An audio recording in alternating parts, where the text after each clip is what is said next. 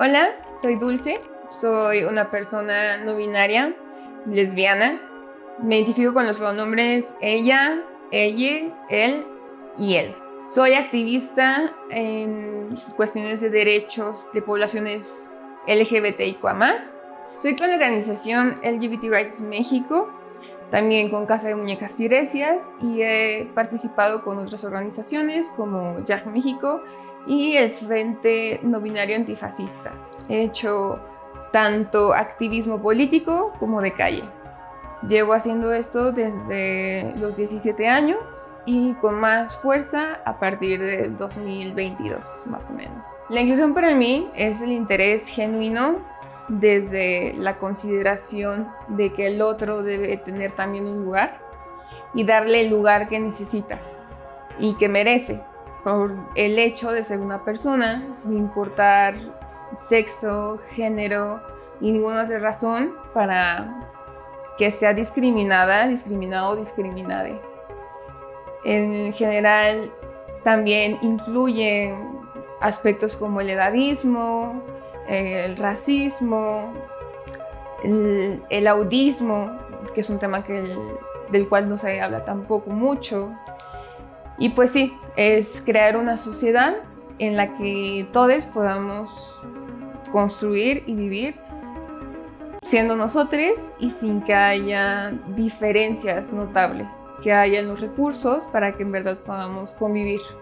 Podemos hablar de otro hito como la protesta en Stonewall, este mítico momento en el que Marsha P. Johnson lanza, o se dice que lanza, el primer ladrillo y empieza una protesta o empieza una riña con la policía.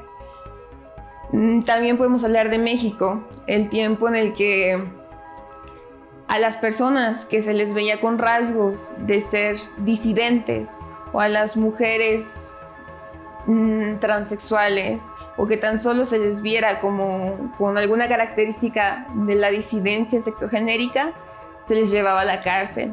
También podemos hablar de que México es el segundo país en América Latina con más transfeminicidios y que Brasil es el primer país con más transfeminicidios en toda América Latina. Pero también vemos una clase de paradoja o de hipocresía viendo que Brasil también es el país con más consumo de pornografía de mujeres transexuales.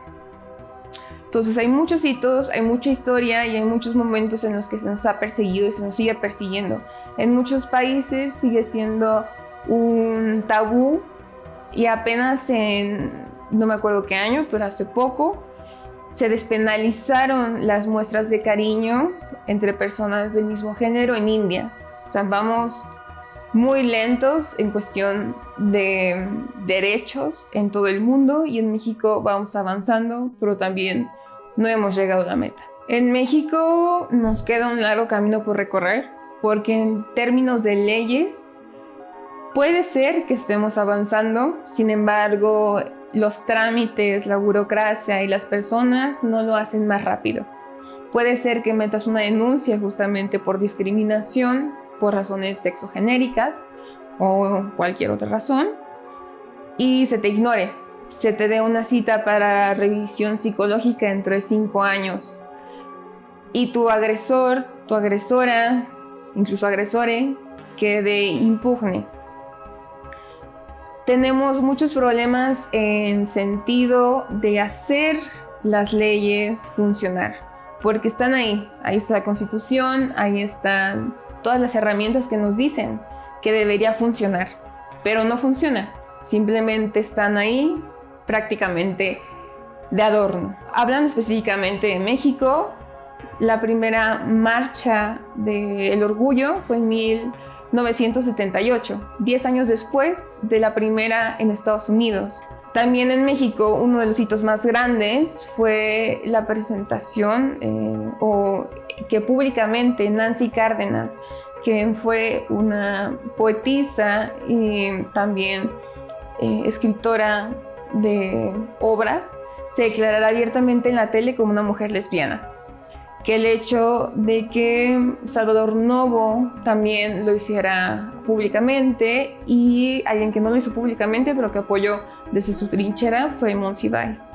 Podemos hablar de muchos momentos en los que se nos ha discriminado, podemos hablar también de otros países tal vez en Europa occidental, en los que seguimos siendo incluso un delito por existir, un delito por ser y vivir. Podemos hablar de todos los países en los que están condenados a la prisión, incluso a la muerte, y también podemos hablar de los países en los que hay una cierta clase de aceptación, pero no la hay, cuando es muy por debajo de la mesa, como Japón, en la que prácticamente no se dice nada, pero no hay una ley que permita que se casen dos personas del mismo género. Así podemos hablar de una lista incontable de países que lo aceptan pero no lo aceptan, que están entre sí y el no, y que nos siguen ignorando. Son pocos los países que realmente hacen cumplir las leyes y que tienen el margen para darnos derechos como deberían hacerlo por el simple hecho de ser seres humanos. Podemos hablar de 3 tipos de lenguaje cuando hablamos de incluir a las personas: del lenguaje inclusivo, el lenguaje no binario y el lenguaje no sexista. Yo incentivaría a profesoras, profesores, a que repensaran la idea de solamente hablar con sus alumnos en un masculino genérico, y también abrir la mente a que el lenguaje es un ente vivo que se transforma, que nace, crece, se reproduce y muere. Entonces, en todo momento está en transformación. Vivimos en un mundo en el que no existía cuando nacimos. Entonces también tenemos un idioma que no existía cuando nacimos, y tenemos que adaptarnos a este cambio. Tenemos que adaptarnos a que la existencia de las personas no binarias cada vez es más visible, que este pronombre está aquí y que por dignidad humana deberíamos solamente respetarlo. En la comunidad universitaria, por ejemplo, que se asegure un porcentaje de puestos para profesorado de personas que sean abiertamente de las poblaciones.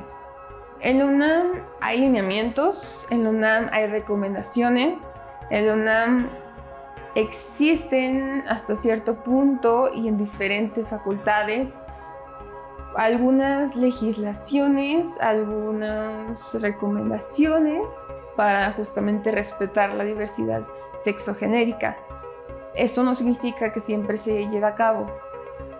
Considero totalmente que el profesorado debe ser sensibilizado y debe también ser capacitado para tratar con estos contextos, con el bullying que puede llegar a ser en contra de personas de la comunidad trans o por razón de orientación sexual, por cualquier razón. También considero que como alumnas, alumnos, alumnes, tenemos que saber, tenemos que sensibilizarnos, tenemos que escuchar más voces LGBTIQA+, porque entre más lejos estás de un tema, menos puedes comprenderlo.